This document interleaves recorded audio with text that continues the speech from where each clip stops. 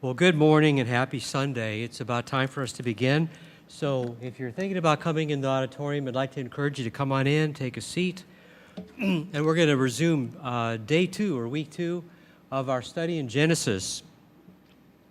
Last week I gave you an overview of Genesis, and you may recall I played the video from the Earth to the Moon about the Christmas Eve broadcast.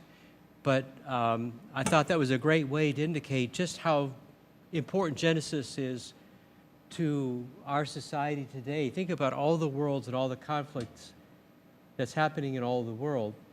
And Genesis holds the answer.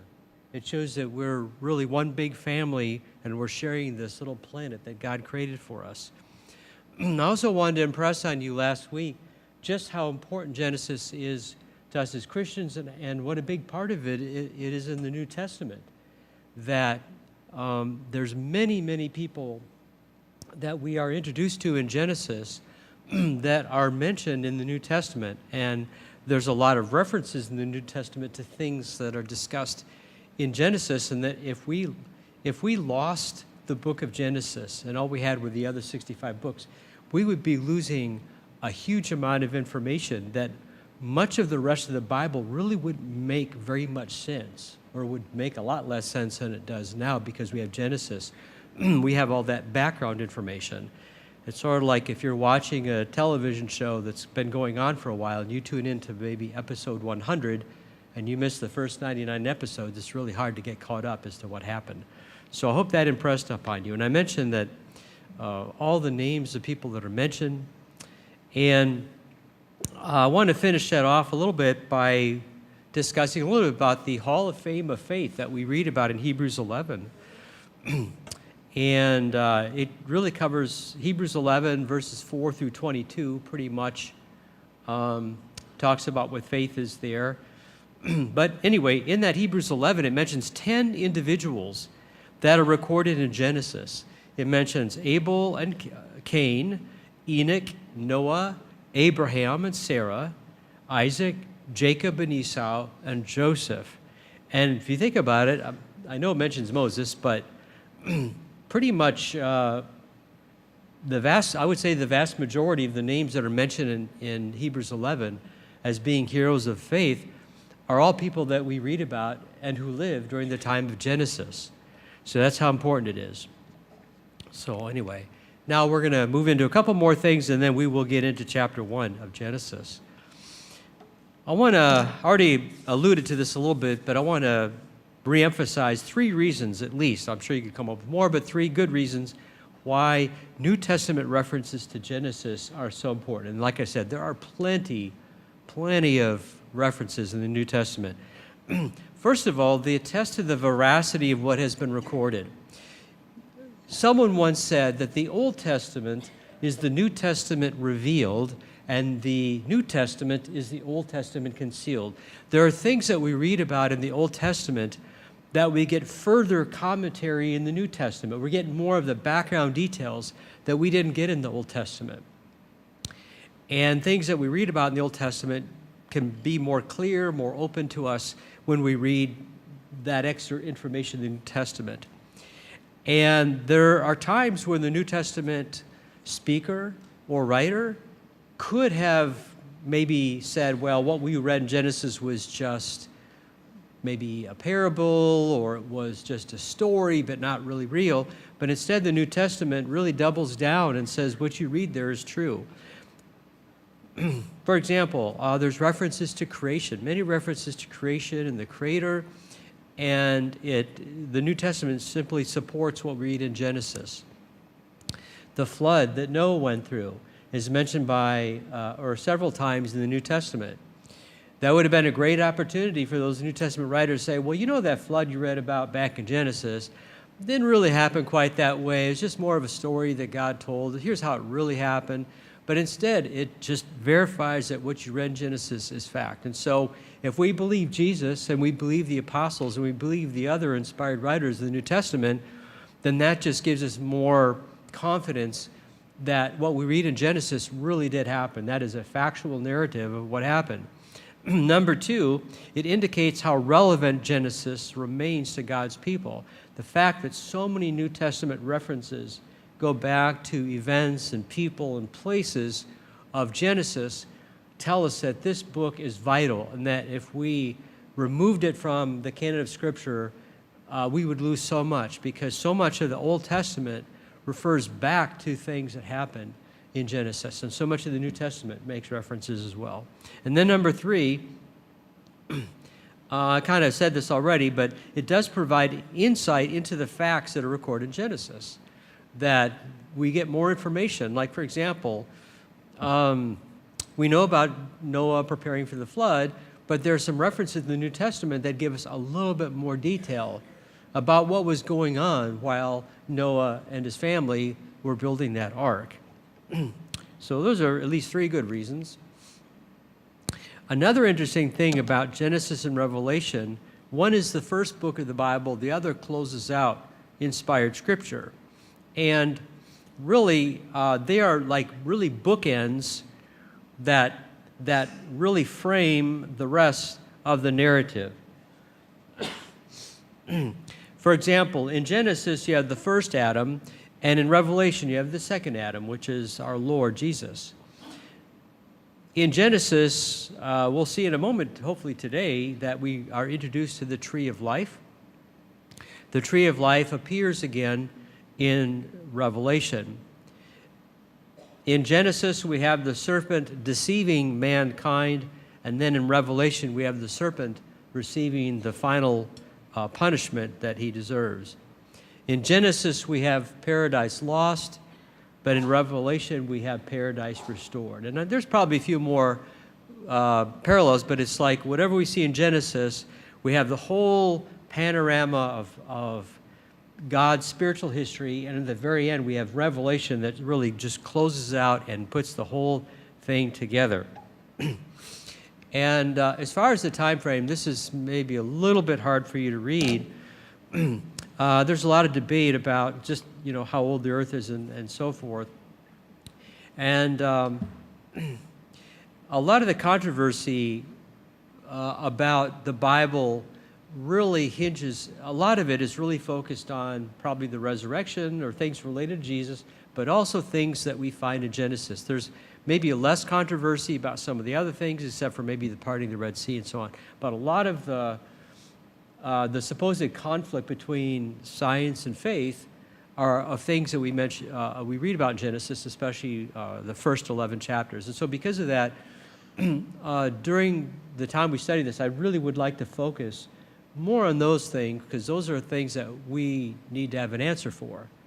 Whereas once you get past, once you get into chapter 12 and you're reading about the call of Abraham, from that point on, it's a fairly straightforward narrative of what's happening in these people's lives, and there's probably not as much controversy about it.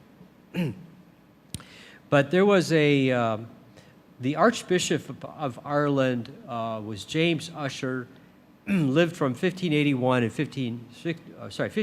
1656, and he's well known for putting together this chronology.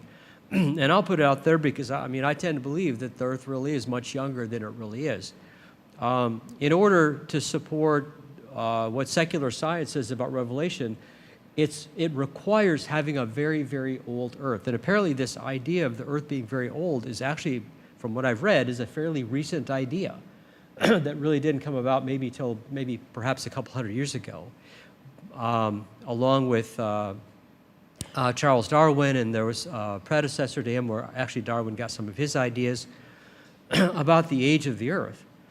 But again, nobody can dispute facts. That's the thing. No, you can't dispute the fact, but the thing is, what you interpret from those facts, what you walk away with, you can make quite different conclusions based on what it is that you find. But I want to put out that chronology here, and it's kind of famous because he calculated, in fact, he went really a lot of detail. I'm not sure how he got into this, but he actually had an month and a date when the world was created, and I'm not sure how accurate that is, but he said the world was created basically 4,000 years BC. The flood was something like, something like 2,348 years BC or something like this.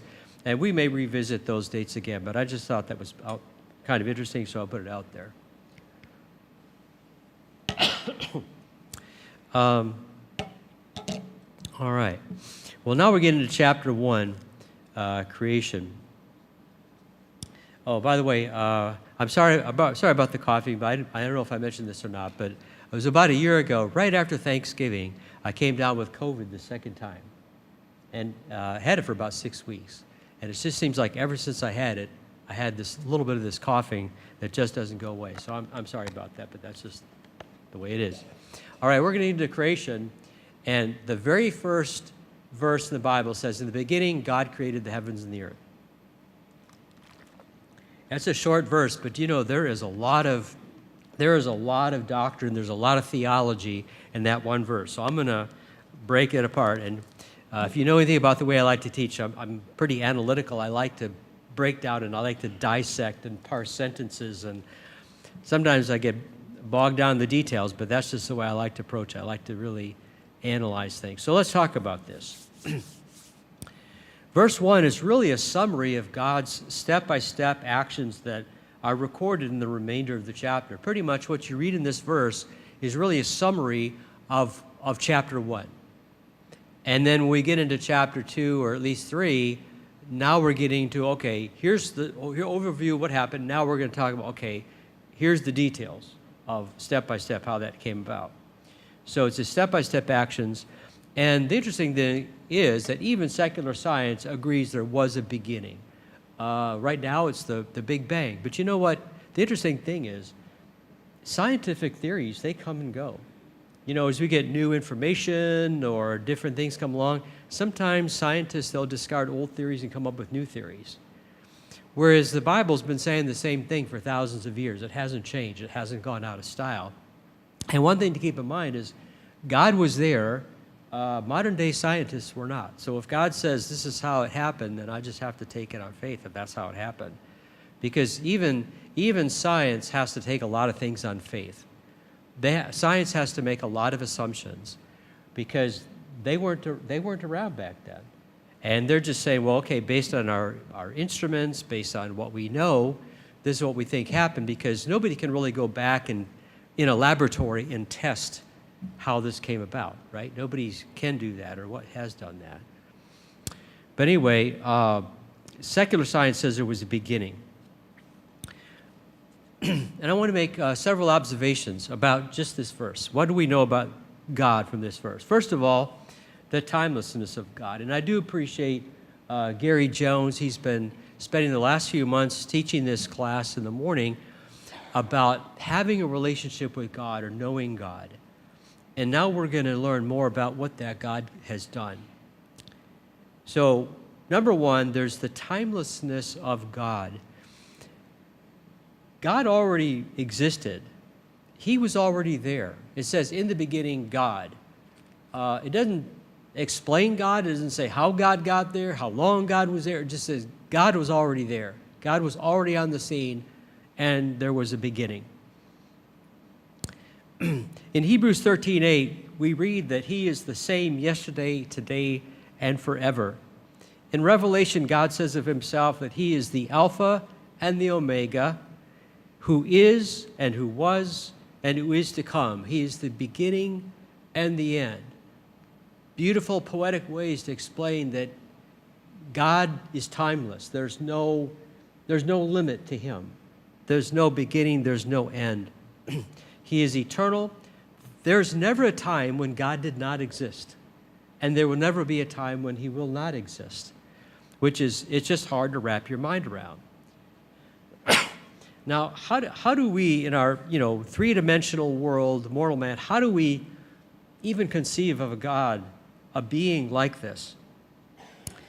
Well, for me at least, I like to think of a timeline. Maybe you've walked into a history class, or maybe you've opened up a book and seen a historical timeline where it may be for the whole world or it may be for a particular geographic area, and that they'll have these like marks on the line. Say, okay, well, maybe this dynasty began here, and then this famous person lived here, and then there was this war that was here.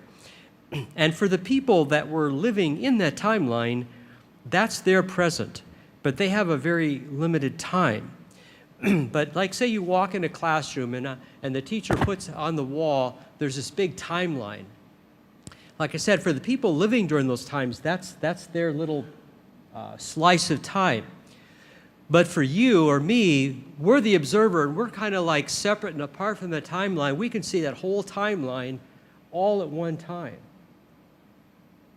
And the way I picture God, now I could be way off because, again, I'm in this mortal body, we probably can't even imagine what God's existence is like. But this is how I imagine it, is that God is kind of like that observer, that he's not in the timeline, he's separate and apart, and really, he can look at all time at the same time.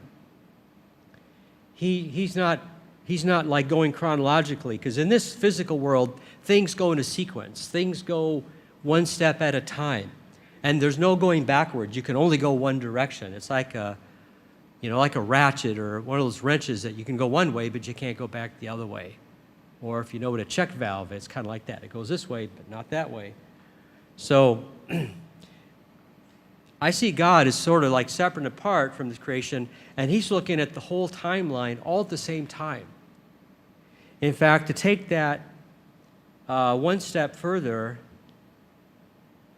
because he's not limited to sequential time like us, I mean, this very moment, God may be speaking to Adam and Eve in the Garden of Eden.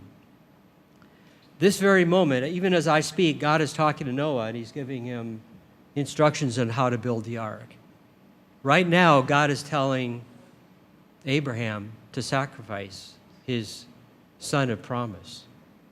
Right now, God is watching Jesus on the cross. Right now, God is watching you getting baptized, because he's not limited time. I think I see God as sort of all these times all at the same time. When God spoke to Moses in the burning bush, and Moses asked him, well, what is your name? What do I tell these people when they say, who did you talk to? What did God call? How did God refer to himself? He said, I am. He doesn't say I was, I will be. He just says, I am. It's like, that's it. I exist. I am always. And what a beautiful and yet simple way to name the God of all time. So that's kind of how I picture it. Now, if you didn't already have enough to wrap your mind around, here's a thought that comes to me once in a while. I don't know if you ever thought about this. But sometimes I ask myself, why is there a God? Or why does anything exist at all? In other words, why is it that that's the reality you have? Why are there not, say, 100 gods? Why are there not 3 gods? Why is there any God at all? And I don't have a good answer for that. Maybe when we get to heaven, we can ask God, like, how is it that you exist? What caused you to exist? Why do you exist? I don't know. Have you ever thought of that? Why is there a God at all? And I guess we can only wonder. Another question that comes to mind, and I don't have a good answer for this either, but I thought, well, since God has no beginning or end, he's not on a timeline. There's no beginning, no end. How can there be a fixed point called the beginning? In other words, in order for there to be a beginning, it has to be measured in reference to something else, right? There's a line, and then you can say, okay, at this point, there's a beginning. But since God has no beginning nor end, he's timeless, there's no reference point. If he had no beginning, how does he say, okay, right now is the beginning of the earth? I can't answer that. I don't know if you've ever thought about that. You don't have to nod or raise your hand. I'm just wondering. Maybe you can talk to me after class if you've had similar thoughts, because maybe I think too much, but I just think that was interesting. All right, well, that was one point, the timelessness of God. Number 2 is the triune nature of God, the Trinity. And we only get kind of glimpses of this in the Old Testament. That's what I said, the New Testament is the Old Testament revealed. So we get to the New Testament, now we have a little better understanding of the triune nature of God. Do you know that when in this verse right here, the very first verse, the word for God here, you maybe already know this, that it's in a plural form. It's actually Elohim. In Hebrew, when you have like the letters I am at the beginning, that usually means it's a plural. That's how they do their plural. So literally, I guess it's saying gods, although there's not gods, but it's implying that there's something more complex than just a single being.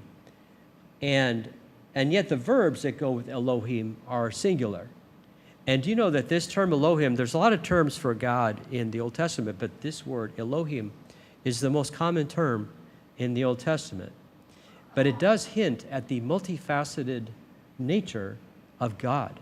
And then in the very next verse, verse 2, it says that the Spirit of God was moving over the surface of the waters. Some translations say brooding, hovering over the water, but there you have the second part of the Trinity. And then it also hints toward, not here, but elsewhere in Genesis, there are hints of possibly toward the Christ. Genesis refers to the angel of the Lord during two incidents, which some scholars think may be the pre-incarnate appearance of the Christ. And there's two incidents. One is the angel, not just an angel, but specifically the angel of the Lord, this being is called. There's something special about this being. Number one, he appears to a pregnant Hagar after having fled from Sarai, her mistress, in Genesis chapter 16. And the words in verse 11, maybe I should read this. This is kind of interesting. Just tell me, you might recognize the way this is worded. When the angel of the Lord is speaking to Hagar in verse 11, 16:11,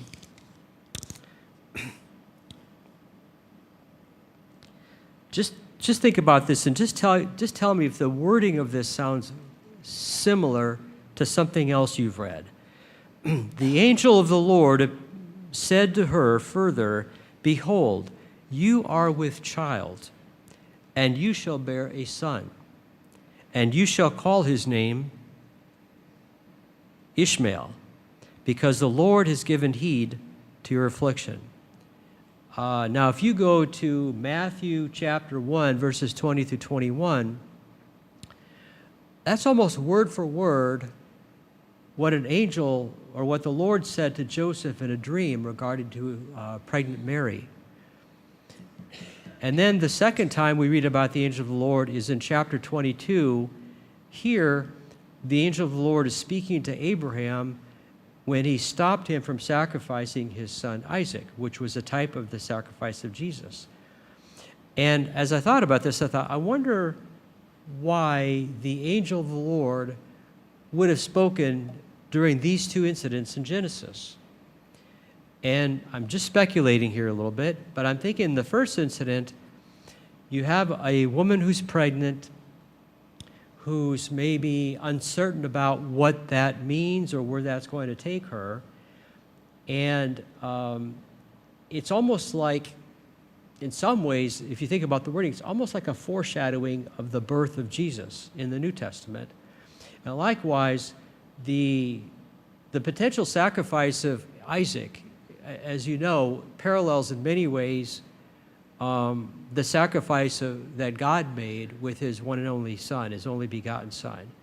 And I wonder, because those two incidents hint, or there may be a type of the birth of Jesus Christ, that perhaps if the angel of the Lord is the pre-incarnate Christ, that would explain maybe what it was that would attract that kind of attention.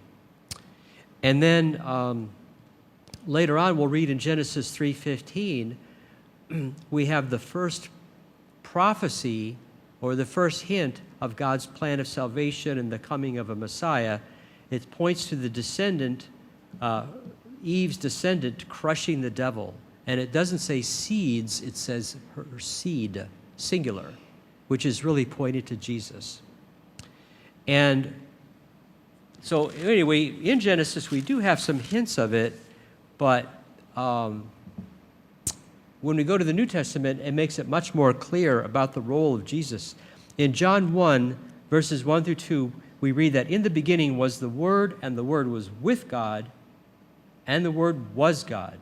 He was in the beginning with God. So now for sure, it's clear now that we have the Trinity already there in the very first verse of the Bible.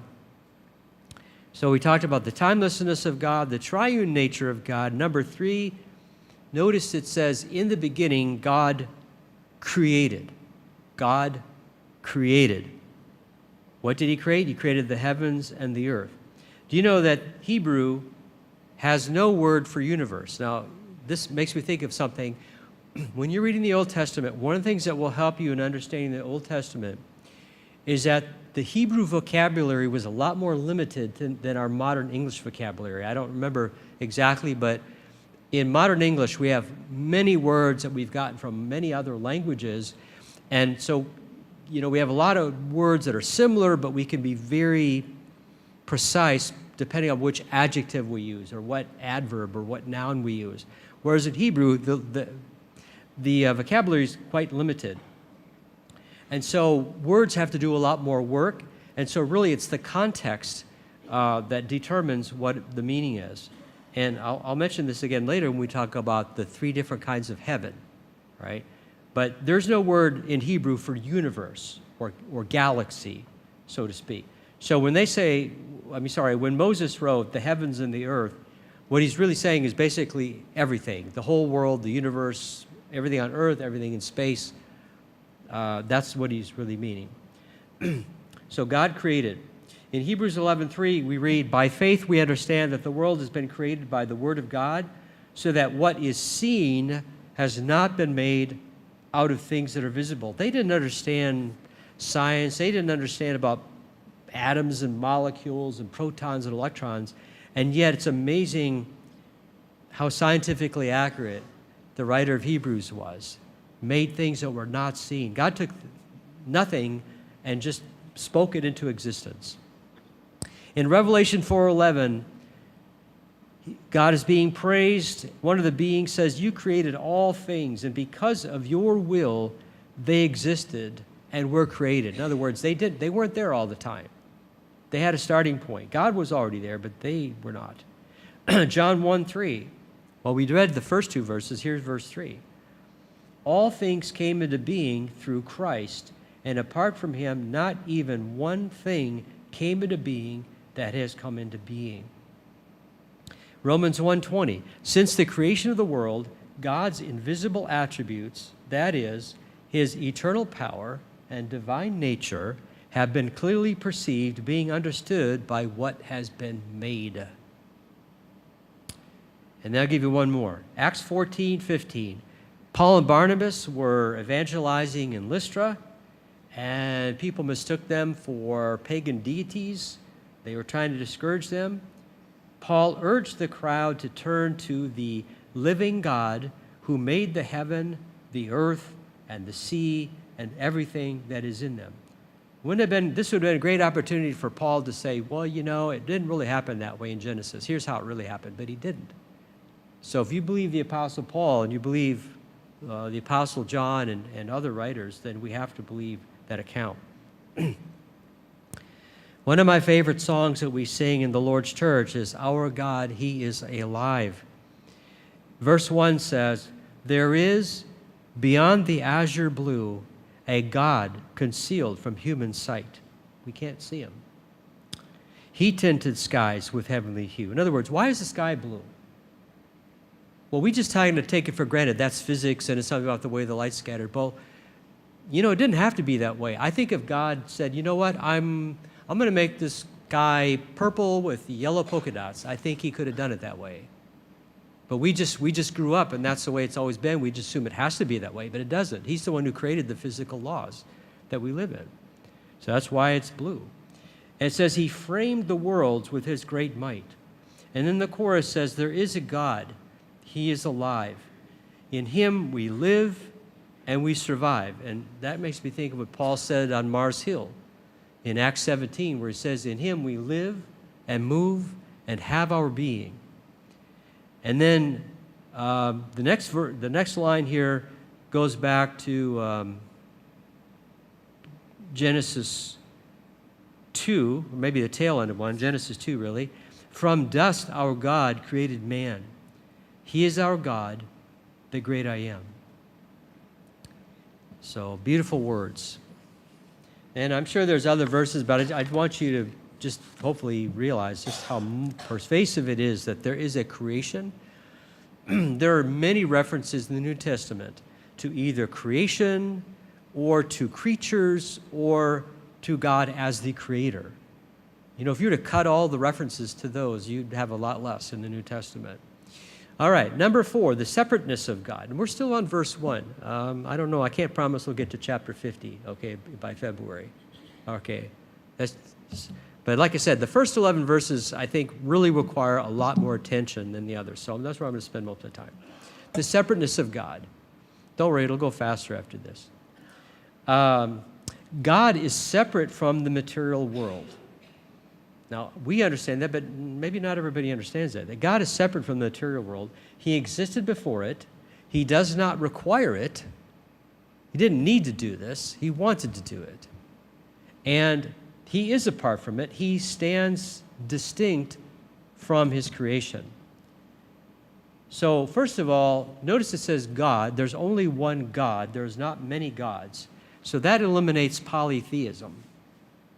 Also, there is no pantheism. Pantheism is the belief that the whole universe is identical to divinity, or in other words, that God is like in everything, that God, everything that exists is God, or something like that. God is in everything.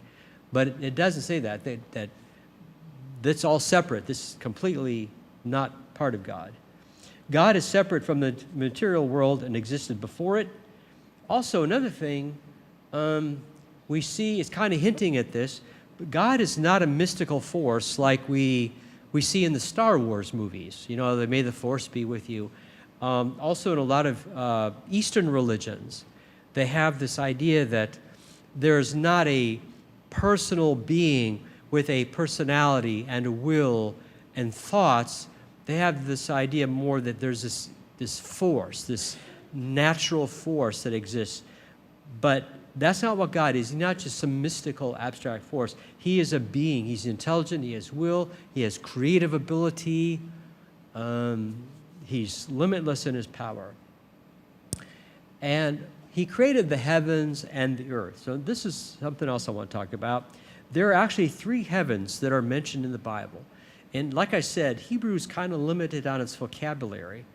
And so, just like, for example, do you know the Hebrew has no word for ancestor?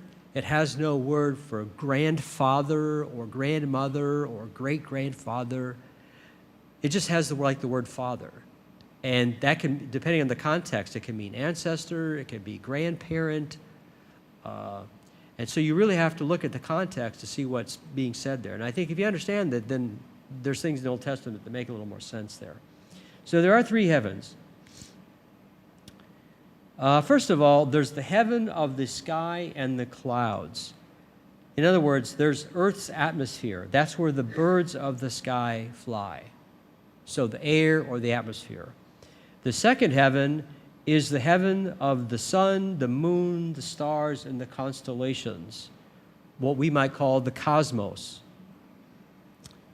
The celestial objects in space. Genesis makes a couple references to this type of heaven. It talks about the stars of the heavens in 22:17 and the stars of heaven in 26:4. And there's some similar verses as well. And it's interesting, sometimes it's the stars of the heavens plural. Sometimes it's the stars just of heaven, singular, without the. And apparently they seem to be interchangeable. And then number 3, there's the heaven that you and I are probably more thinking of when we think of heaven. That's the heaven where God and the angels dwell. God called to Hagar from heaven in 21:17.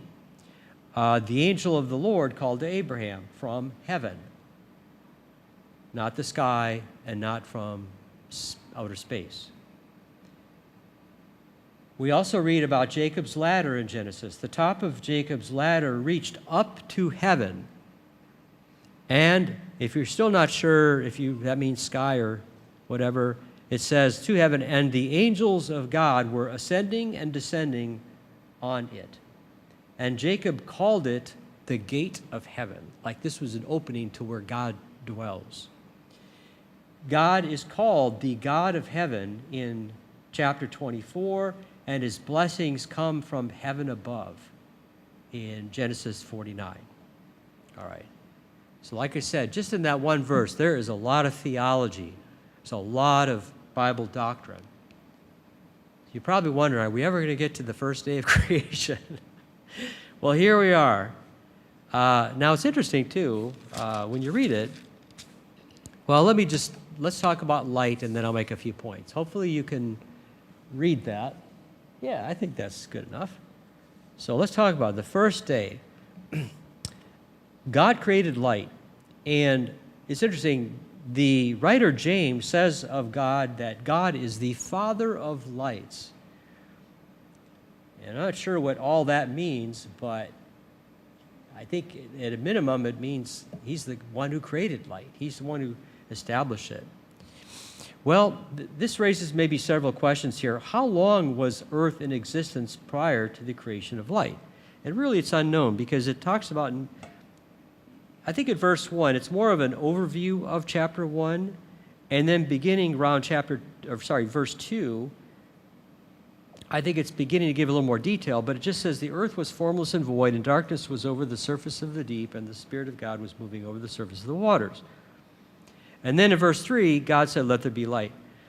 The thing is, we don't really know how long the earth was sitting there formless and void. It may have been days, weeks, months, years perhaps, or it may have all been the same day. And I guess it's just hard to tell. And from our point of view, probably it's not an issue of salvation. So I'll just just go with what it says. But we do know that light was created. When light was created, it says that was day 1. All right. So sometime after Earth was created, light is the next thing created. In fact, Earth, it was created. So other than Earth itself, light is the first thing that's created. This counted as the first day. Well, this brings up another question then. Are the 6 days of creation literal, or do they represent long, indefinite periods of time? And there's quite a different viewpoints on this. But I'm kind of tending to think that it's probably literal, and I'll explain why I think so. First of all, the Hebrew word here for day is yom. Maybe you've heard of Yom Kippur, the Day of Atonement. But the Hebrew word yom literally means day. And as far as I know, all or most Hebrew scholars agree that in this context, the word day should be interpreted literally. That's what's meant here. Unless you're told otherwise, unless you have good reason to think otherwise, you normally take things literally, unless the context, really makes it absurd. This record is in a historical narrative of a factual event. That's the style that's presented here. It's not described as long ages or epochs. I believe if it were long ages or epochs, the Holy Spirit probably could have expressed it some way that we would get that idea. Only in poetry might the word day mean something in a figurative sense. Also, the literal day idea is supported in the book of Exodus, which comes right after Genesis.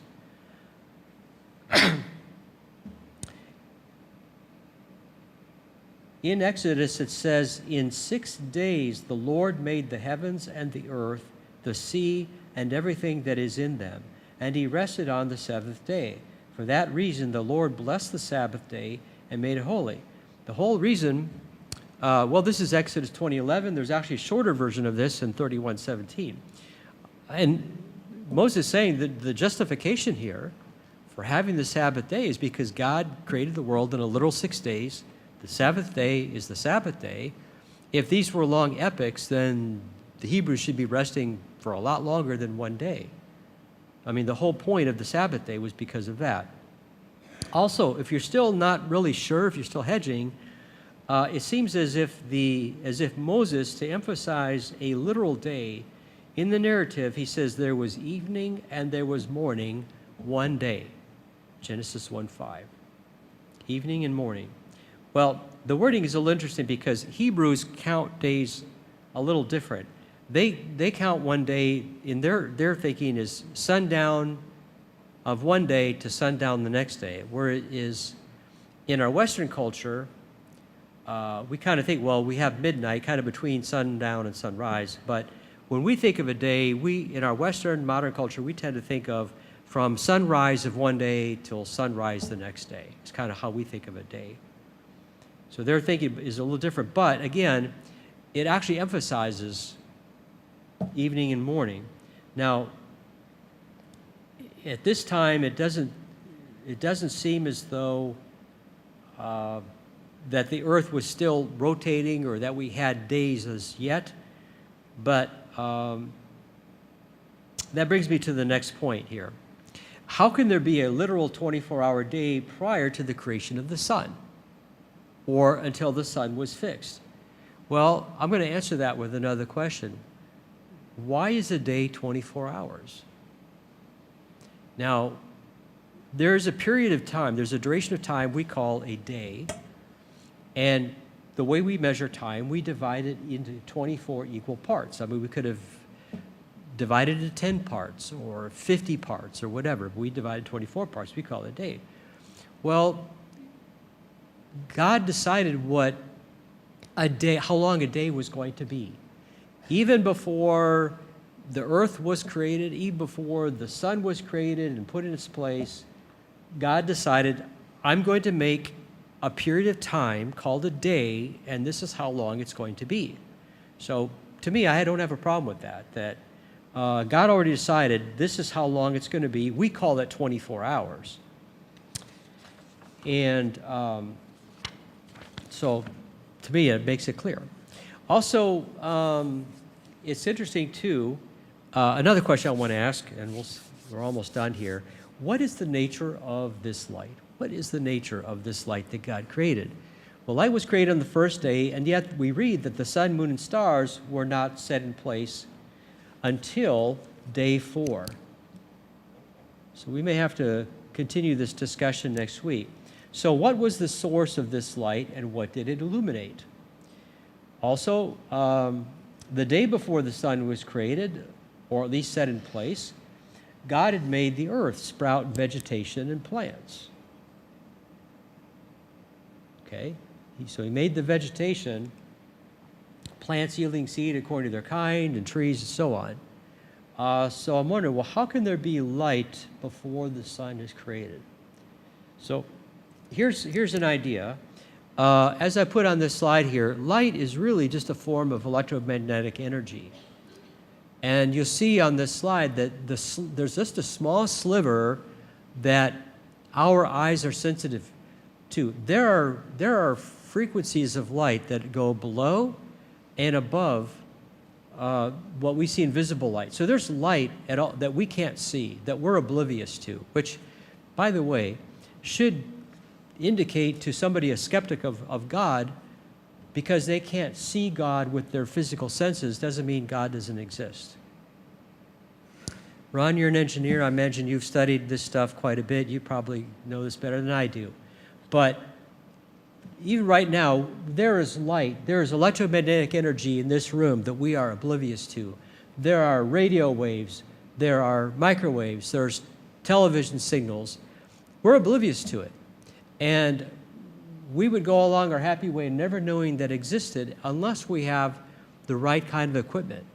Well, God gave us these eyes that are able to see that little bit of light.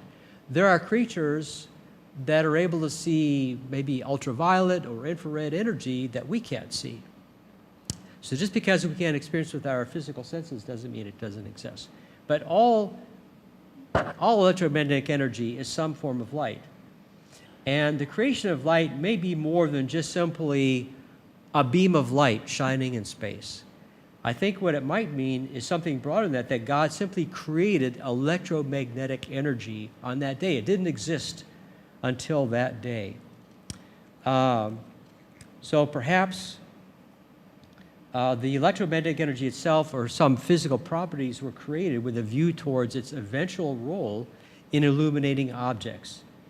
In other words, they're created now but applied later. Also, if you think about it, light itself cannot be seen, only the effects of light, like God. In other words, like if I'm in space or something, if there's light shining from one point to another, I cannot really see that light. The only reason if I see light, it's because it's illuminating dust or haze or something in the way. Now, if you look straight at the source of light, yeah, you might be able to see like a light bulb or something. But like in a vacuum, as far as I know, unless I'm wrong, you cannot see light. But you can see the effect. You can see it illuminate something. In a way, it kind of points to God. God's kind of like that too. You can't see God, but you can see the effect. Or Jesus also talks about the Holy Spirit in the New Testament. He talks about, there he uses the analogy of wind. You can't see wind, but you can see the effect of the wind. And so I think that's what's going on here when God creates lights. All right, well, I think our time is coming to a close and just never quite get as far as I think I'm going to get. So that would be the first day of creation.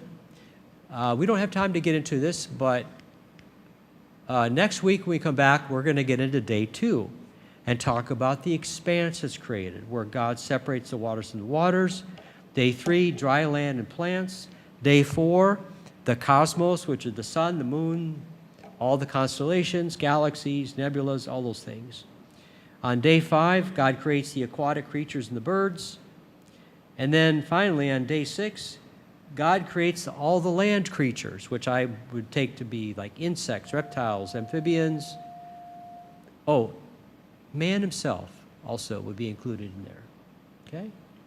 Well, thank you for your attention, and I hope you want to come back next Sunday for the continuation of this fascinating drama. Thank you.